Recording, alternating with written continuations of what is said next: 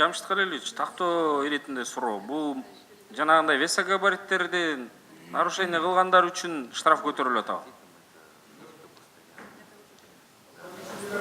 Весогабарит да бар бул жерде. И жанагы сырттан келген транспорттарда да бар.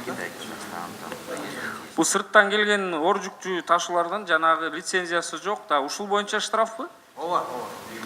Мына жерде көптөрү жанагы лицензия алмай бизге кирип, анан кийин бул жерде бизге киргенден кийин алардын маршруттун листи болуш керек. Кайсы жерге ошо груз алып түшөт. Ошолорду бузган болсо сөзсүз мына чаралар жанагы сырттан келген транспорттор колдонот. Урматтуу депутаттар, мындай ой түзүлөт да, биз ушул ЕАЭСке киргенден бир эле пайда алдык окшойт, ошо штрафыбызды башка ошо ЕАЭСтин катышуучуларына эле көтөрүп атабыз. Бир гана пайда болуп атат, штрафын мына буга чейинки мыйзамдагы жанагы штраф көтөрүү боюнча 1000 сомдон 15 000 сомго 15 эсе көтөрдүк. ЕАЭСке киргенибиз биз экономикадан бир прорывды күтүп атканбыз. Штрафтарды элге көтөрүп берген эмес. Бул жерден Жамшит Халилович, мына 5 эсе көтөрүп атабыз. Эмне себептен мындай аябай ушунчалык мындай муктаж болуп атабыз да, ушу 5 эсе. Буга чейин бюджет ушул нарушениялардан канча акча түшүп турган? Ким жооп бере алат? Чет эмес, эми ошо биздин жарандар Россиядан, Казакстандан жүрүш оңой болуш үчүн ошол жактын учетунда машиналары бар. Биздин эле жарандардын. Жана да башка. 213.1 боюнча уруксат кагазы жок кирген машинелер тууралуу көрсөтүлүп атат бул жерде. Уруксат жок кагазы менен кирген бул маселени биздин отечественный перевозчиктер көтөрүп чыккан, анткени себеби алар айтып атышат.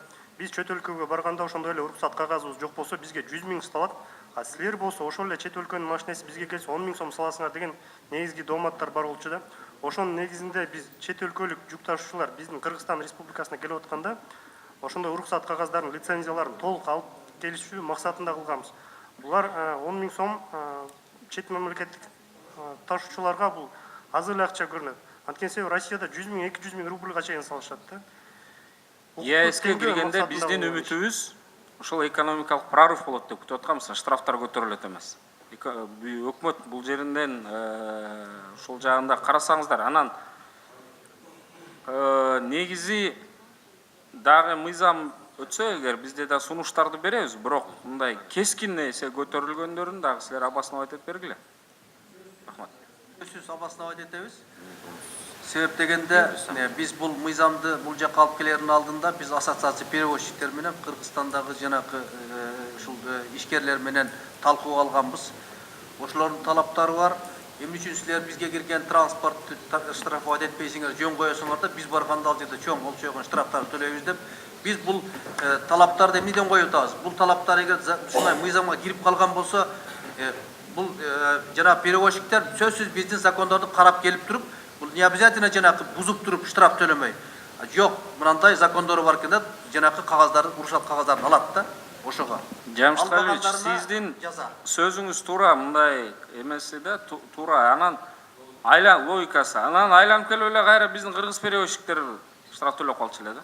Жок, биздин Анан биз дагы эми азыр сунуштар киргизебиз, бирок ошол жана өтүнүчтө эми обосновать этип берсең.